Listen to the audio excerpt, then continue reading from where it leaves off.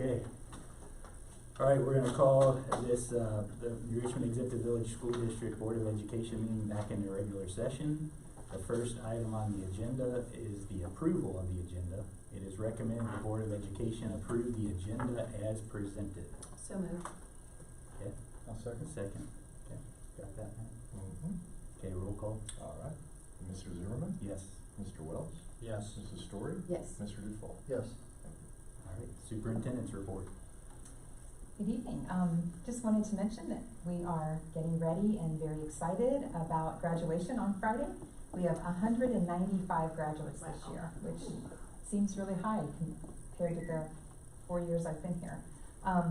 Right now the weather looks like it will, in my opinion, be beautiful. It's cool and no rain, but we are monitoring it, so we'll keep track. We do have a track meet going on starting tomorrow, so all of our, I want to just shout out to all of our people who will be moving everything off of that track in the field in time to put everything on for graduation and then moving it back off because it continues then on Saturday.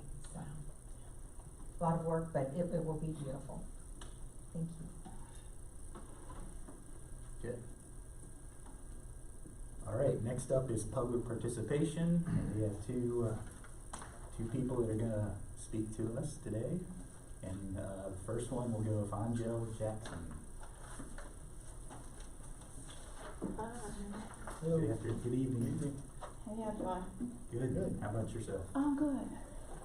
So I wanted to follow up from my outreach in the community. The group I started was New Richmond Schools Focus Group, and there was a couple of things that I just wanted to touch on as we end the school year and get prepared already in my mind for next year. There was a letter that went out to the middle school. There was an email regarding bullying. The feedback from the community, it wasn't well. It read to the community based on the opinions that I got back, that the school was aware of something going on in the middle school, but there wasn't a crisis, and there were some suggestions on what parents can do. What the community members that I spoke with felt like that there was nowhere that the school took accountability for their part in what's going on, which I mentioned at a prior board meeting, that I think we all should have hands in taking responsibility for what's going on in our schools. So that was part of it. There was also a mention of the school working with New Richmond Focus Group, and I did get an invitation from the principal, but he never followed up with that. That was a verbal invitation that was supposed to be followed up with an email. He never followed up with that. I saw him on several occasions after that too, and he mentioned to check my email. To this day, I still haven't got the email, and that's part of the problem for me, is that there isn't consistency, and then everything that comes out of the mouth doesn't match in real terms. So that was another problem for me. As a person who's made efforts on my own time to bridge the gap with the school and the community, I want to continue to do that, but I want to do that with someone who's actually willing to do that. I don't think that's fair to the community to say that something's going on that's actually not. But there is a distrust that needs to be bridged in order for us to all move forward. It also, the people who spoke about the things in the elementary and the high school, it didn't speak to them. So it was almost middle school specific, but it left out the issues of the elementary and the high school, and it didn't read well to people. That was part of the feedback. Staff response from my perspectives, there has been situations with my own kids and others who've reached out to me to help them advocate for their children. There's a delayed response when something is going on with someone's kids, not just a little thing. Like, for instance, there was a thing where a little girl thought she was getting jumped in the bathroom. It took Friday, Monday evening, Tuesday at least to hear back. That's a safety concern for any parent.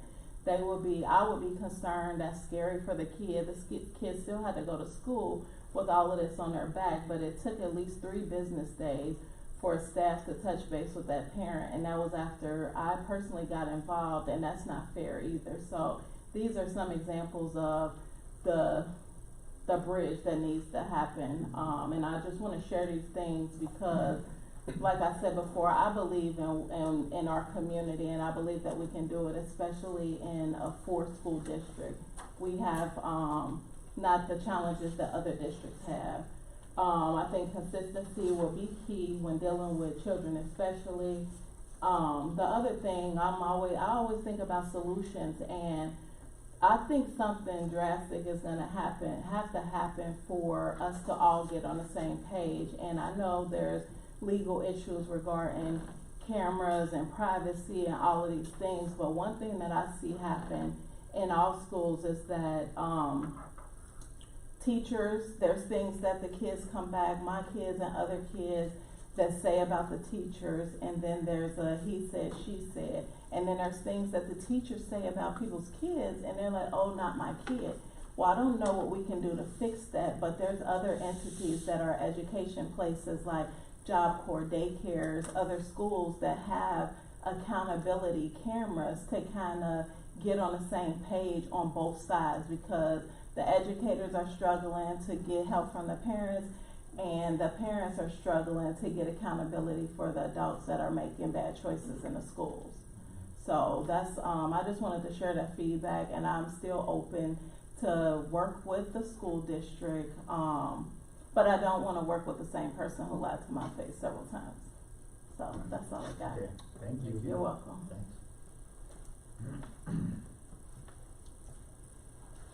Okay, next is Laura Gil Manzanares. Did I get it? Yes. Close enough? All right. Hi, how is everyone tonight? I'm nervous. It's my first It's time all right. doing this. Take your time. So, I'm a former employee of New Richmond School Districts. I was, back in April 3rd to be exact, I reached out to Mr. Roach about an incident that I saw happen with former co-worker of mine and a special needs student. I was working in the SPEDS unit as a teacher's aide. So this teacher's aide, we were in the lunchroom, student asked to go to the bathroom. She told the student no. Student got upset, flung his food on the floor. She asked him to pick it up. He refused to pick it up. She went and picked it up, set the tray in front of him, told him to eat it. I reached out to Mr. Roach April 3rd, sent him the email, and I told him. I went in a couple of days later into his office, and and we spoke about it. He said he was going to review the cameras. April 24th, my father passed away. I didn't go into work. I called and I reported that. Prior to April 24th, 2 weeks prior to that, I had my evaluation. I have a chronic illness. He did say on my evaluation that everything was good except for my attendance, but that my job was not at risk my job was not at risk. So after reporting that I was going to go into school for my father passing away, I reached out to him he reached out to me on Monday, asked me when I'll be returning back to work, which would have been the 26th to 27th. I told him I would be back Wednesday.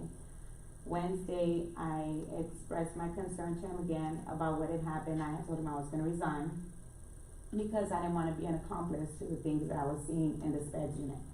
You know, aside from that, when the kids, they get put in the reset room, if they pee in there, they make the kids clean up their own urine. There's been occasions that, I've seen that one aide smack the kids on their hands for getting things. And I know that the teacher in the classroom has seen it as well. But I'm speaking from what I see, because even though I'm no longer an employee for New Richmond, it's still my obligation to do it, because I'm a mother to a special needs kid. And she went to this school district as well. So I gotta be a voice for these kids, whether if I'm employed there, even if I would have seen it as a parent, I gotta voice up. because we're their voice, we're their advocates. If we don't speak up, these kids are gonna think that this is normal, cause they're supposed to be in a safe environment, and they're gonna think it's okay. You see so many things on the news nowadays where, you know, people, teachers, aides are abusing these kids. And these kids can't speak up for themselves if we don't do it. Also, I feel that I was let go in retaliation for speaking out.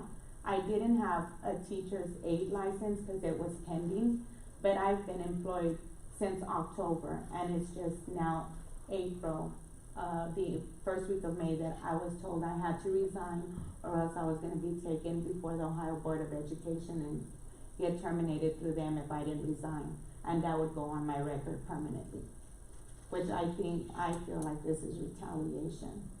And, you know, I didn't get my CPI training until February, and mind you, I've been working in the SPED unit since October. And still to this day, I'm still getting, my email is still active, but I'm no longer an employee. When I had told Mr. Roach I was gonna resign, the day, it was Wednesday, I went into work Thursday. I told him in the email I would finish off the school year, and he said he had took it as I had resigned. Thursday morning, 8:30, I told him I would be running late to school. I didn't get no response. I get to the building, my key card still opened the door. So I went to work, 9 o'clock, that same aide, I had seen her in the motor room, take her clock off and go to act like she was gonna hit the student because he had took his shoes off in the motor room and he wouldn't put them back on. She left, so it was 2 aides for 3 students. No teacher because the teacher had took the day off for her graduation. So there's been multiple times that we've been left without a teacher or without extra help when there's no aides available. And it's a lot on us as aides and as teachers to work without the extra help for the kids. There's been times we haven't been able to take our kids to their classrooms because we don't have help. Another thing Take about is, 30 seconds. okay, another thing is, you know, we're, like I said, we're the voice for these kids. And I just wanted to be put on record that I feel like this was retaliation, and I'm speaking up, and I'll forward emails to whoever needs to be forwarded so they can see the communication that was between Mr. Roach and myself. Thank you. Thank you. Thank you.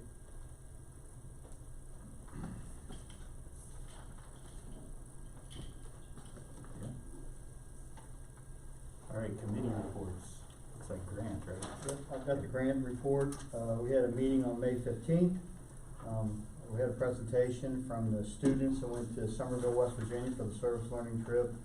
A very successful trip for them, and they all just praised how much they learned and how grateful they were for that opportunity. They painted the new firehouse down there.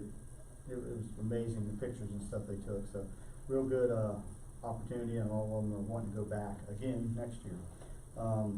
We talked about the 25-26 Brown County adult career campuses, adult education class tuition, slight increase in those for next year. We were presented a 5-year forecast through June of 29. The ending cash balance for Grant remains positive throughout the forecast, and the cash balance at the end of the forecast period was at $6 million with 198 true cash days at the end of June of 29. We had several human resource recommendations that we approved. We went out and looked at the construction going on at the site. New Allied Health area is really moving along good. They're getting ready to do the inspections and then start putting drywall up. So everything is roughed in and ready to go there. The new building we're putting up, the footings were being installed at that time, and all that's underway. We are on budget and on schedule so far. And then we got some Wing C and Wing D of the building. There's going to be some work starting there on May 27th. The last item is the grant career completion ceremony was held this past Wednesday at 6 o'clock over at the Truist Arena in the NKU campus. There was about 220 students who walked across the stage. So real nice ceremony and turned out real good. So probably do that in the future too. And that's it for Grant. Any questions? All right, thank you. Calendar revision. I know we just finished this, we have a revision, it might be one of a couple. We need to have in the teacher's contract 185 workdays, and we were one short because of the way the calendar falls in January next year. So, I met with NRTO leadership, and at this point, we are adding a work day to the end of the school year in May of next year, May 26th. It will not impact students or families. It's a work day for teachers to meet the contract. Okay. It is recommended the Board of Education approve the revised 25-26 calendar as presented. So moved. Second. Okay. Whoever. Mr. Fall, Mr. Wells. Yeah, sounds good. All right. Roll, any discussion? Nope. Okay, roll call. All right, Mr. Fall? Yes. Mrs. Story? Yes. Mr. Wells? Yes. Mr. Zimmerman? Yes. All right, human resource items. Okay, hang on. Acceptance of resignations is our, item A. We have a number of, staff members retiring and resigning. I'd like to wish all of our staff members who are retiring very well and thank them for their years of service. The next item, B, is, new certified employees. We have 4, teachers that we are asking to be hired for next year. Exempt employees.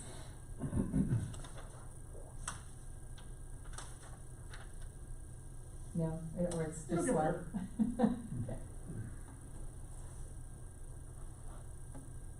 It's been moving a little slow tonight. There it goes. There we go. These 3 first, employees are, moving, 2 of them are moving to new positions. Mrs. Ammerman will be the assistant to the treasurer.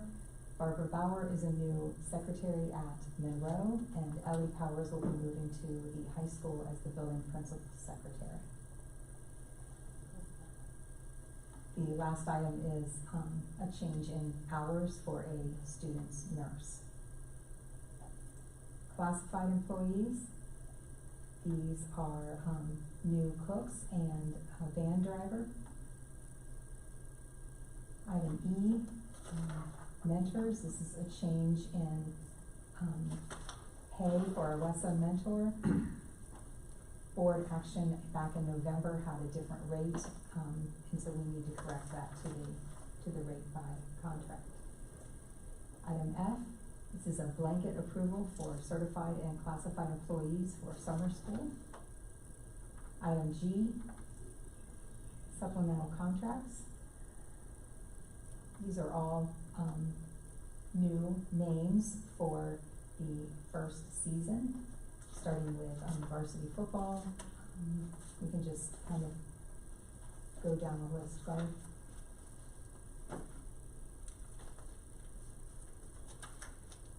Then we have some volunteers at the bottom of the list.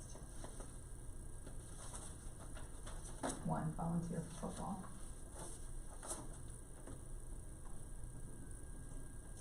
Item H, fall assistant athletic director, Katie Kellum. Item I, these are district track workers for the district track meet. This is flow-through money. This is not coming from New Richmond's budget. Administrative contract recommendations, we have 3 recommendations for 2-year contracts.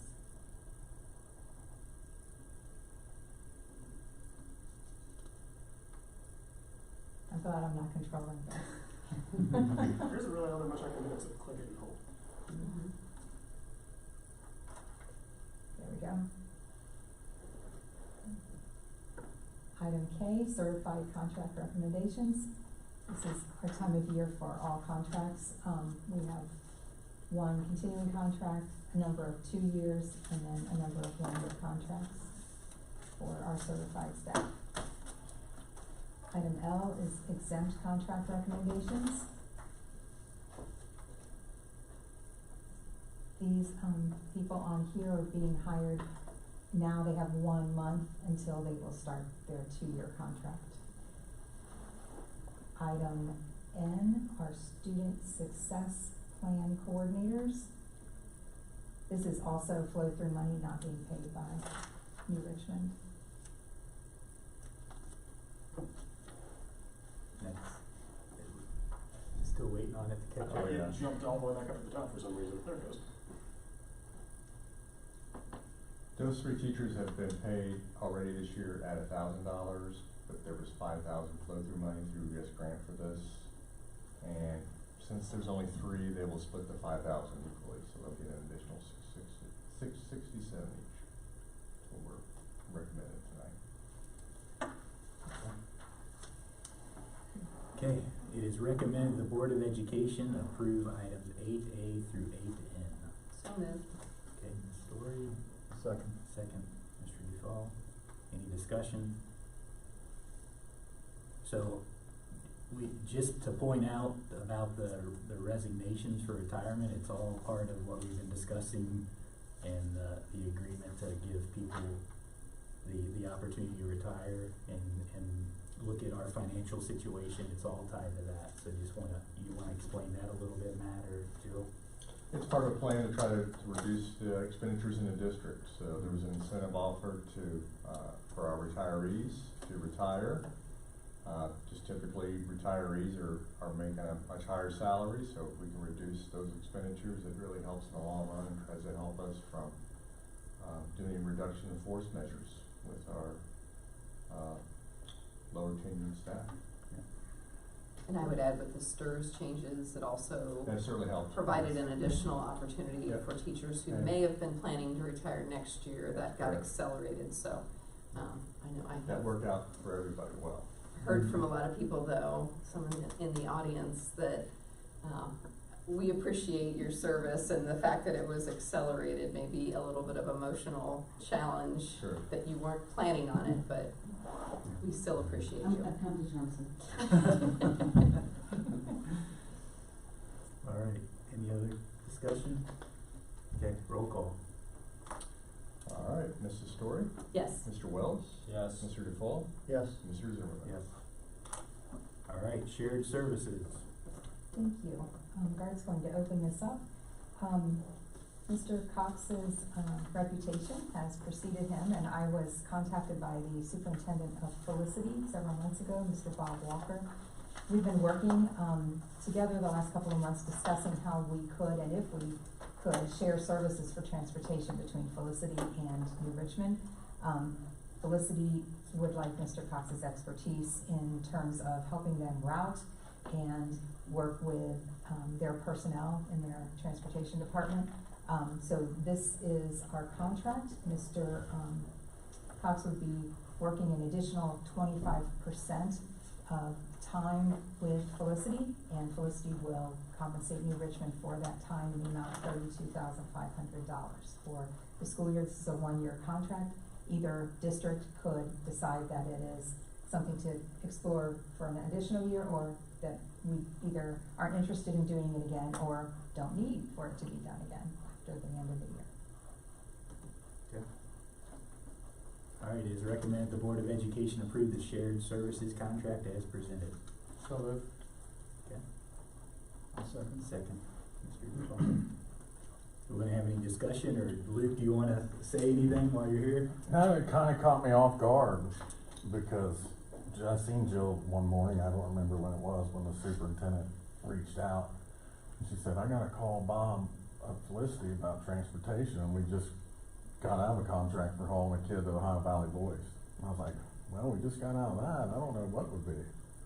So yeah, I was like, wow. So we went up, Jill and I went up, I wanted to see it, I wasn't going to commit till I seen it and talked and figured it out. I went in and seen the fleet, cause I don't want headaches. I mean, if I see headaches waiting on me, I'm not dying to dive in it. But yeah, Bob Walker's a great guy so far, and a lot of it's remote web-based, but I need to show presence there to get it kicked off, and I think we're excited, I'm excited, Bob's excited. And I believe Felicity's doing the same thing tonight at their board meeting, talking about it. So. Will you please let us know if it's not? Yeah, Just. yeah, trust me. We want New you to be- Richmond's still my We pride want and you to be joy. I happy. mean, right. We want If you to it's too continue. much, or if it's a clown show, which it won't be, I'm sure it won't be, because I'm excited about it, so. I mean, initially, Mr. Cox, I was worried that, you know, you do so much here, you're driving buses, Right. you're out there constantly, but then you're also responsible for buildings and grounds, Right. and how in the world are you going to multitask I've got- and then live your life and balance your work life? That burnout's big. I don't want you to be burnt out Right. with all this. If I didn't have the people in place, help where I got them now, like Annette, Donald Gibson, it would be dead in the water. I couldn't do it. I put people in positions that I'm comfortable with it. I've got great staff. If There's it a wasn't for them, termination I couldn't clause do there. it. So you gotta feel comfortable to Right, pursue that, and I Right. think you also have to be really diligent about tracking your time. right, And that's not just for our protection, it's for your protection. right. So we know how much of you they are getting. Right. I told them 2 hours a day. That's how they come up with 25, how we came up with 25% on an 8-hour days. I was like, you're gonna take, if I can do this, we looked at it like the fleet, our fleet's bigger than theirs, and I was like, nah, I said, you need at least 2 hours. I'm going to spend 2 hours a day focusing on your stuff, at the most. But, yeah, it won't. Tracking. Right. Yeah, but I'm excited about it. And they're not huge. No, How many they got- routes do they have? Like 8 bus routes, a couple van routes. I've seen some of their route sheets. They got Traversa, which we got. I think they have 5 regular routes and the others are 3 special van. education routes. Yeah. So they're very small. The intent is for Mr. Cox to receive a stipend for this.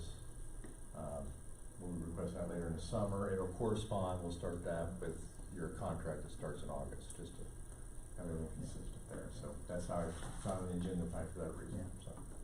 Okay. All right, roll call. Mr. DeFall? Yes. Mrs. Story? Yes. Mr. Wells? Yes. Mr. Zimmerman? Yes. All right, treasurer's report. Thank you, Mr. Zimmerman. Item A is the special meeting work session minutes for April 14th. Item B is the regular meeting minutes from April 21st. And item C is the special meeting minutes from April 26th. Item D is approval of financial reports. Garth is on it, he knows what I like to have open.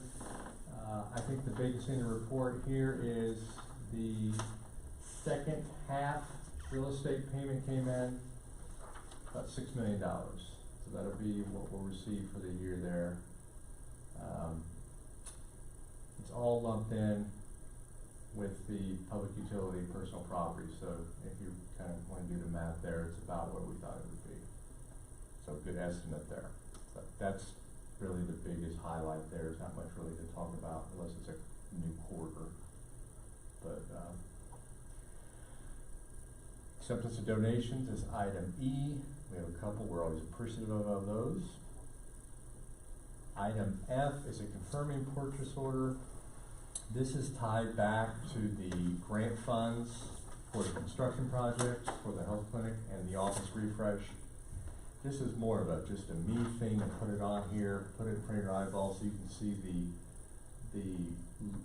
final purchase order of the cost we think is everything's gonna be for construction. And this will be something I'd like to have just for the auditors, so I can go back and say, not only did we get this approved, but the board also set eyes on it and voted on it tonight, so. Nothing too out of the ordinary. Item E is our spring 5-year financial forecast. So we do 2 forecasts each year. We submit those to the Ohio Department of Education. Every public school district is required to do that. There's not typically a lot of changes between your fall and spring forecast, but this year there are because, and I highlighted, we've made a lot of reductions. We've made some reductions on the current school year that's ending of about $500,000 to $600,000. And then for the next school year, which is fiscal year 26, we've made another 1.2 to 1.3 million, right around there, in reductions that are planned. By doing that, I've highlighted there the bottom line, the cash balance for forecast 2027 column, so that's fiscal year 27. That was a negative balance. It's now a positive balance for that cash balance there. It was a $2.7 million swing that we did from a negative to positive. So great things, great work all around for everybody that did all that.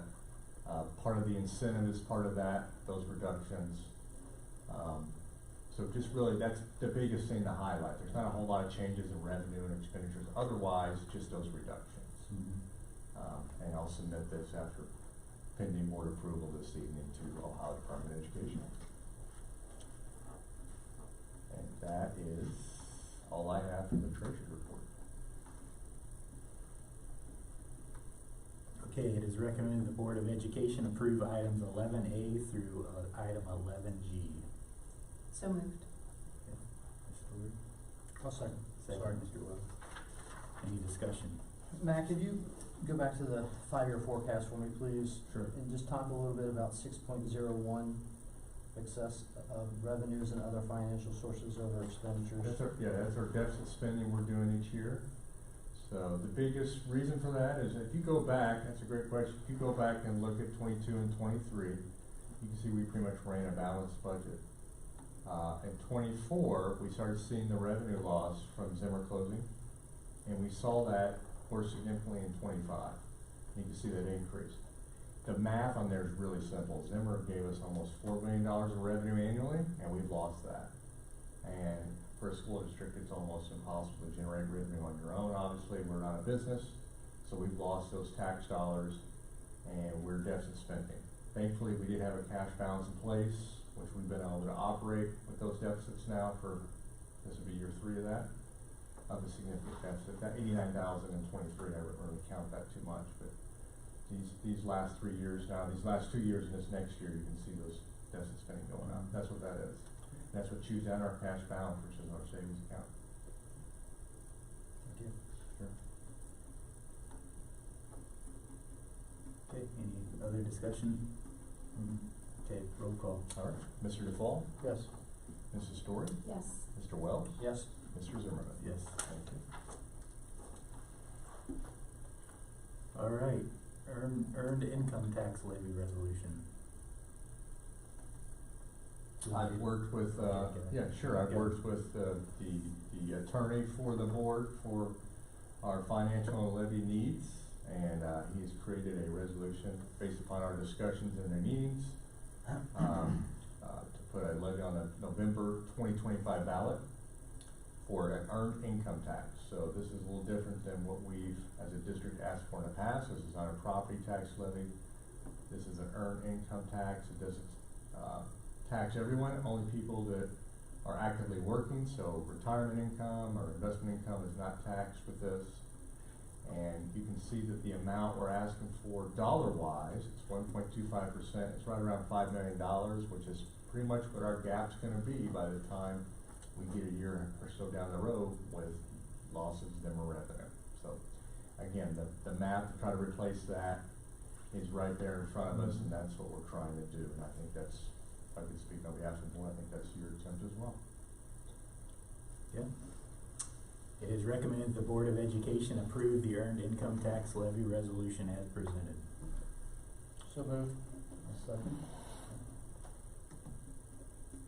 Any other discussion? Matt, what are the next steps? Once this is signed and sealed, we take it to Batavia and then the ball starts rolling, is Yeah, that there'll be correct? another resolution next month. Mhm. It's kind of just a progression. And then, yeah, we'll certify this with the county, and we'll also certify it with the states. It's an income tax, has to be certified with the State Department of Taxation as well. And then we'll work with the county on getting this on the ballot. So we'll just make sure we do all our procedural necessary items first, get that on there, and we'll work with the attorney to make sure it's on and see how much there will be a charge, for you just to put anything on the levy, as there always is, and we'll see who else is gonna be, I'm sorry, the ballot. We'll see who else is gonna be on the ballot too, and the more that's on there, the more that cost gets shared out, so. Right now, we have no idea who else is gonna be on the ballot. Okay. Anything else? Okay, roll call. All right, Mr. DePaul, Yes. Mrs. Story, Yes. Mr. Wells, Yes. Mr. Zimmerman. Yes. Thank you. All right, Claremont County Comprehensive Case Management and Employment Program. Thank you. As we discussed at the work session, we're asking for approval of an agreement between the Claremont County Department of Job and Family Services, Claremont County Community Services, and New Richmond Schools. And this would provide our students opportunities to job shadow and have paid work chances, earning a rate of $12 an hour, paid for by Ohio Needs Jobs. We would write job descriptions for students to do things like break fix on our technology devices, or work with our custodial staff on second shift, teacher aides, cleaning the cafeteria, opportunities like that to learn how to work, deal with coworkers and supervisors, and earn money. Okay. It is recommended the Board of Education approve the Claremont County Comprehensive Case Management and Employment Program contract as presented. So moved. Second. Ms. Story, Mr. Duval. Okay. We need to come up with an acronym for that. I know. So, yeah, CCMEP, Yeah. that's what it is. All right, any discussion? I'm sorry, I have all kinds of, I apologize. I think it's a great program. Do we know if a student is hurt on the job site, who's responsible for that? Would that be on us, the district, or is that with Ohio or Claremont County? Do we know what that looks like? We don't know, I can find out. Okay. I can make an assumption, say that they would cover the student if there's a, workplace accident, but let me find out with our insurance consultants and get that answer to you. It's a good question. Philosophically, it would be them because they're paying the student. Sure, that's what I assumed, but I don't. They're on our property, so we'll double Right. check, Yeah. sure. Just thinking if something should happen, so as long as we know if that's something that we need to go back to our insurance and see if our premiums will increase or whatever, but I'm all for the program. I just always worry about, kids and chainsaws and kids with chemicals, and as long as they're supervised, I guess we're okay. I know in the things we've done in the past, where we've had some, student work programs, not necessarily this one, but other ones, that they were just covered and there was no premium increase. Okay. So hopefully, if it is our responsibility, that's the same, I will find out and let you all Okay, know. thank you. And we're in control of the jobs they do also, so we would You would craft put a those job chainsaw in it, descriptions, correct? 14, No. okay. Alright, just checking. We wouldn't put up one in your hands either, Todd. So. I agree. Yeah. All right, it does say something about OSHA and Mhm. making sure we comply with all that, so, yeah, good question. Okay, anything else? Okay, roll call. All right, Mr. DePaul, Yes. Mrs. Story, Yes. Mr. Wells, Yes. Mr. Zimmerman. Yes. All right, second reading, academic report and adoption. Thank you. We have a few items for second reading. I've been carrying these around now for a couple of months, so we're asking for a second reading of grades 3 through 5, approval for the social studies TCI program, and the same program for grades 6 through 8, TCI for social studies, and then the 3 texts that you see listed, world history, the modern era for our high school, 9 through 12, social studies, U.S. history, reconstruction to the present, and street law, course in practical law for high school. We're also asking for the second reading for our elementary and secondary handbooks that we talked about last month. Okay, And since this is a second reading, we should have this on the, this is votable, we need motions and a vote on this, okay? You guys see that? 'Cause I didn't see yeah, I it. do. You It got says, it? it says upon second reading, it is recommended the Board of Education adopt said curriculum Thank text you. I don't in know why I don't see elementary this. and secondary handbooks. Yep. So moved. Okay. Second. Any discussion? Did you folks read your books? Yeah, Okay. I checked out the stuff online too. Okay. Are you gonna quiz me later? You gonna take a test? No, we're beyond that. All right, roll call. All right, Mrs. Story, Yes. Mr. Zimmerman, Yes. Mr. Wells. Yes. Mr. Dufault. Yes. Okay. Communications. Oh, right, I actually started before you go. So, now that I've started, these are all going to be some more event pictures, starting with the art show that was held up in the room next door.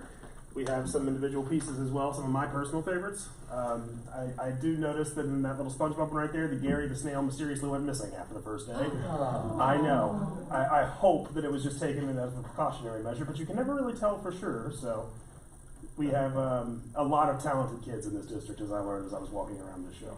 I also learned that as part of Locust Corner's reading thing that they do, the Literacy Day, in addition to the author coming in to speak, the dogs that they read to put on a show as well. So that was a very fun thing for me to discover as I was standing in their parking lot that day. These dogs were all very well behaved. They very much enjoyed all the mud from the rain that we had gotten the day before, and they enjoyed racing the kids as well. I don't think any of the kids won, but they still had a great time overall.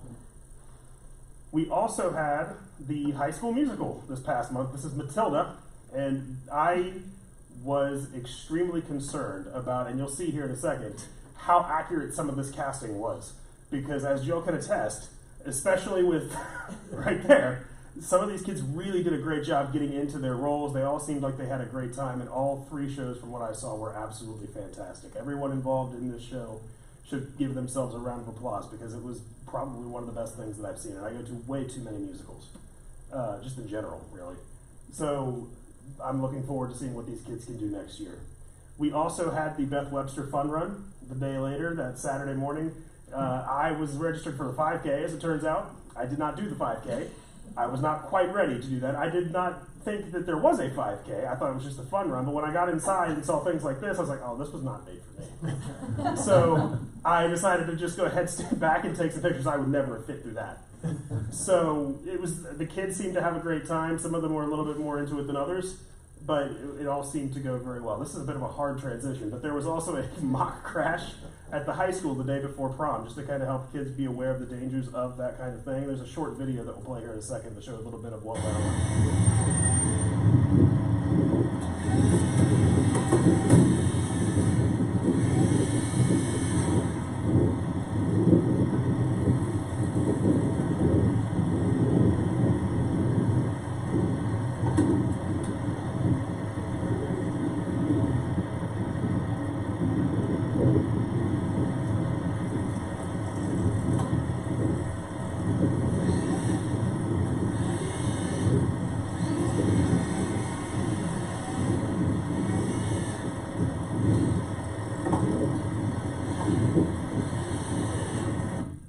So after they do that, they take the back doors off, they cut the A-frame on the side, and then they just kind of fold it off like a can opener.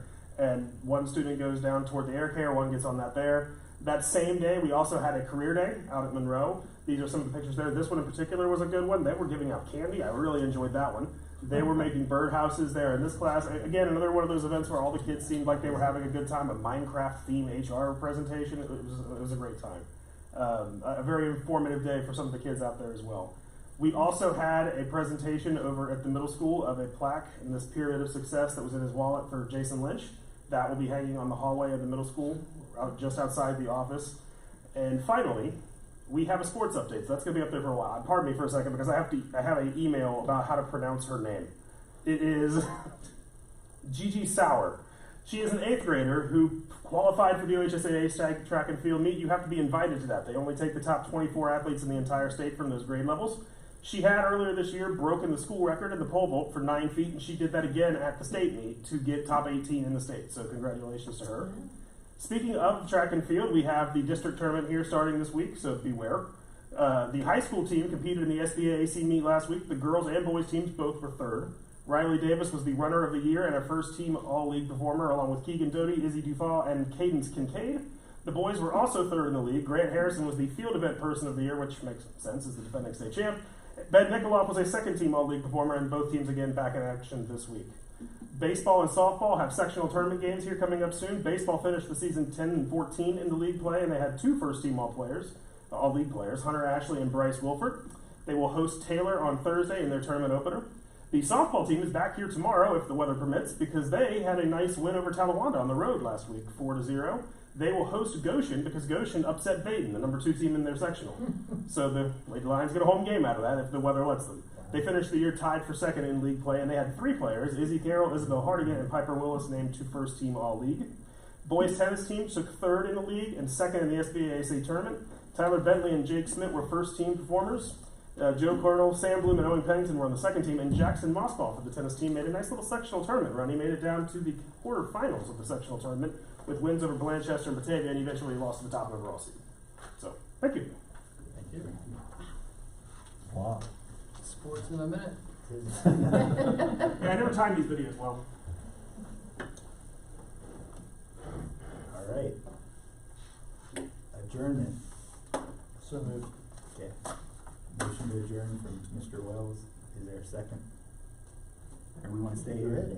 I'll second. Okay. All right, roll call. Discussion, no discussion? Any discussion? Just joking, just joking. Any questions, Todd? No. Okay. I'm ready to go home. Mr. DePaul? Yes. Mrs. Stewart? Yes. Mr. Zimmerman? Yes. Mr. Wells? Yes. We are adjourned. Thank you. Thanks, everybody. Good job. Motion,